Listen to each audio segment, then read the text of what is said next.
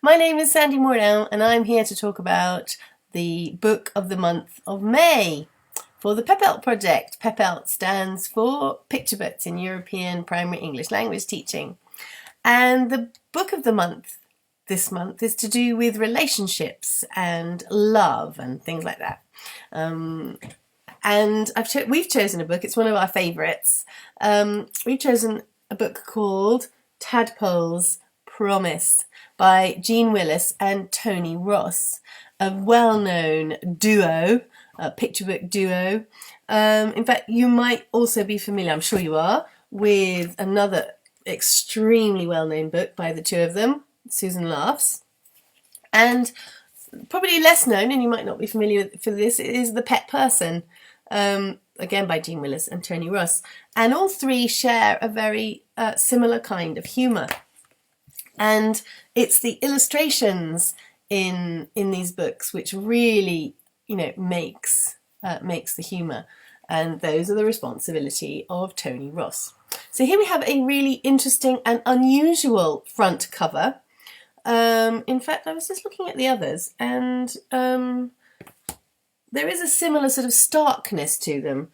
There's no sort of flowery bits, or there's no publisher's logo or anything like that. That's just on the back. So this shows the tadpole, and there he is in the water. And it's nice to see the authors and illustrators' names and the title are in his air bubbles. Now, what's different about this book is the format. Now, I talk about picture book as object, and so that means that I share my thoughts on picture book peritext. Peritext is everything which makes a book a book, and this particular book is very different because of its format. In fact, at the back, one of the short reviews that you sometimes get here with the blurby bit, it says, breaks the mould in form as well as content.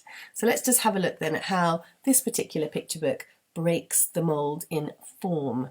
Now, when we open a book normally, we open it from, it's my right hand, right to left, yeah?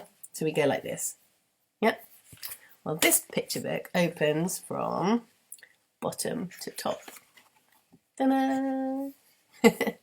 So here we have the title page, and this title page is fantastic. I love title pages because they can actually represent very important parts of the visual narrative. And this particular title page represents the setting, but it also shows the beginning of the visual narrative. I don't know if you can make out. So we've got this is the under the water. And this is above ground. And of course the gutter divides them. It's brilliant, absolutely brilliant. It's such a simple visual idea, but it works fantastically. And the whole of the book has this division. Except just I'll tell you the last page. So we have the title and the author and illustrator's names, but the illustrations here, I don't know if you can see these sort of these are actually eggs. Can you make them out? Yeah, so we've got eggs under the water and eggs above water level on the leaves. So you might want to ask the children if they know what a tadpole is. We've seen them on the front cover anyway, so they probably do know what a tadpole is. But what's the relationship between the eggs and the tadpole, and what do they think the tadpole's promise is? And can they predict what's going to happen in this story? Who could these eggs belong to? So I'm just going to show you a couple of pages just to get the idea of how the format is so important here with this story. So you have your the above the gutter and below the gutter there, so above land or land and underwater. It's lovely, it's really lovely.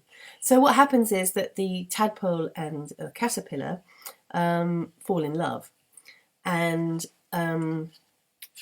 the caterpillar loves the tadpole because he's a shiny black pearl, and the tadpole loves the caterpillar because she is beautiful and colourful, and they promise each other that they will never change.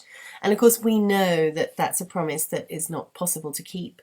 And so the story is about the relationship between these two creatures and how they change. And the tadpole is almost always under the water. Of course he is, because that's where tadpoles are. And he does actually become a frog. And, well, I'm not going to tell you the end. It's a very sad ending. But the last page is the tadpole come frog in the top half of the book, showing him above water level by himself. So what makes this particular picture book so magical is the format, the way it uses the visual parts of the book to contribute to a really great storytelling experience. So I hope that you enjoy sharing this book, if you do share it with your children. Gail Ellis, Tasha Grunenbaum and Aneta Sadowska are bound to delight you with their ideas, and we'll have a great May. Bye-bye.